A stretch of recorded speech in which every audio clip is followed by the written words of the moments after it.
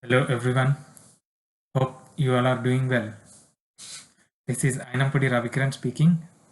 This video is being recorded for Graduate Scholar Symposium which will be held on April 7th for the application row, which is developed with the help of my fellow mates and professors from University of Central Missouri. Before we begin about row, we'll have a quick glance of what the next few minutes of this presentation will be.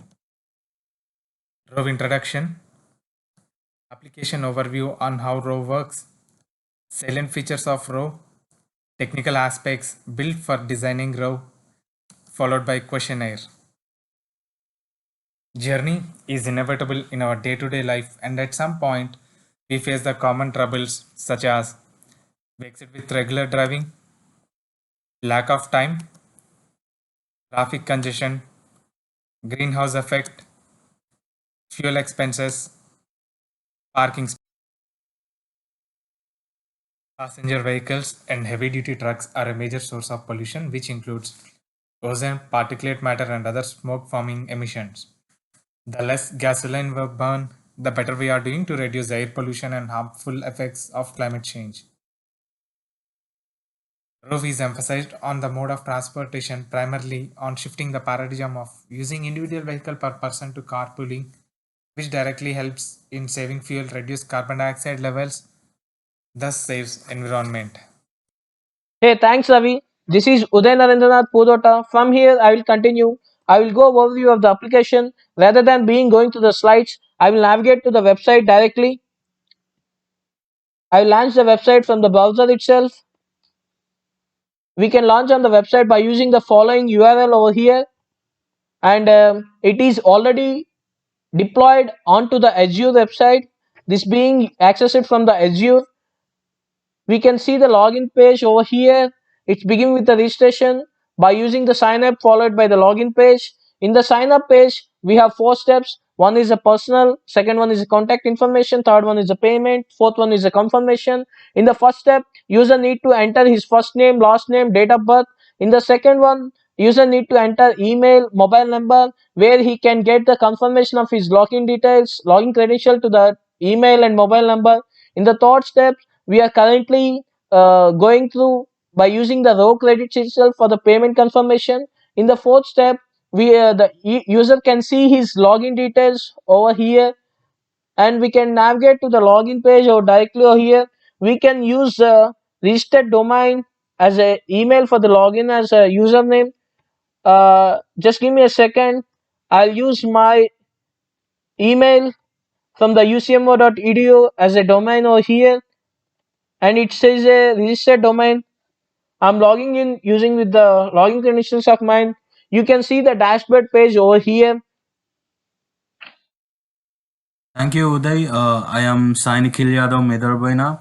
Here are the two main users for this application. One is Pooler and the second one is Rider. We'll have a quick overview about Pooler. Here is how the Pooler requests the ride, consisting of user details, origin location, destination, and the start time and the end time. In order to create a pool, a pooler needs to click on the request pool and enter details. So here I'm going to enter my first name, so Nikhil, and the last name I'm just giving a random word, and the origin it's Holland Park, and the destination is Warrensburg, and the start time 9:58 on 26th, and end time would be 11:57 on the same day. And when I click on the add pool, it directly takes you down to the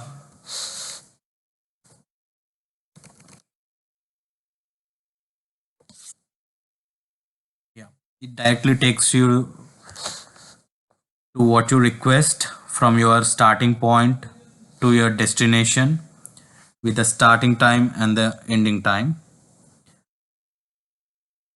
So this is, here you can see the details of the pooler, and similarly, this is how the rider request is also created. Thank you, Nikhil. My name is Jyotish Pitta. This is the home page of the application, which is embedded in neatly drafted design. We can just expand and collapse the panes. From here, user can navigate to the active pools and active rides. Active rides show the rides created within the user range. Active pools show the number of poolers to a specific location. Based on the availability, user can either join a pool or create a ride.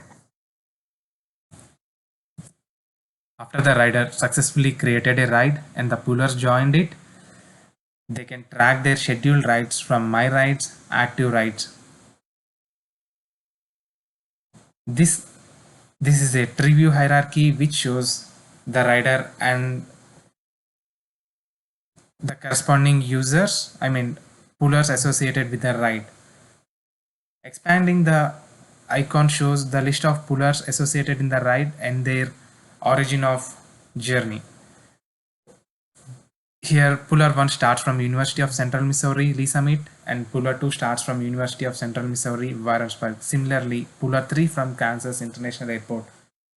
So, at any point of time, any of the pooler wants to know where the rider is exactly, they can track based on the rider's location.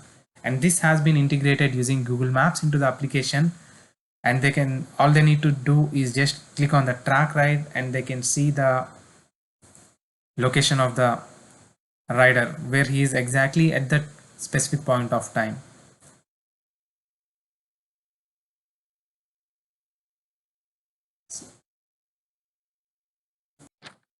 This is the live recording of row journey. At this point, we are at UCM and we are switching from the default map view to the aerial view. The red marker over there shows the exact location where we are. So it's at University of Central Missouri, Lee Summit. When we started from Overland Park to Lee Summit, when we track back the path we made the journey, we could see the red markers pointed over the highway. The yellow colored line displays the highway, and we could see the markers plotted for every 1 minute interval.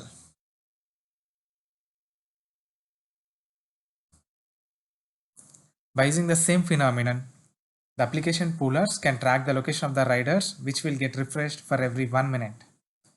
There are few other features to be implemented such as polylines, geolocation, and time filter.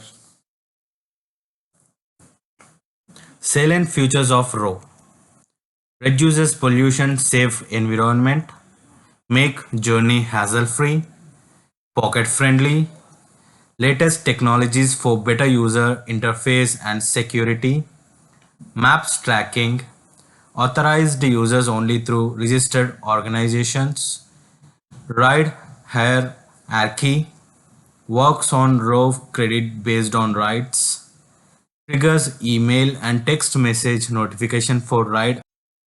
A few in progress features of row: associating a vehicle to a rider, which helps in restricting the number of poolers associated with a ride.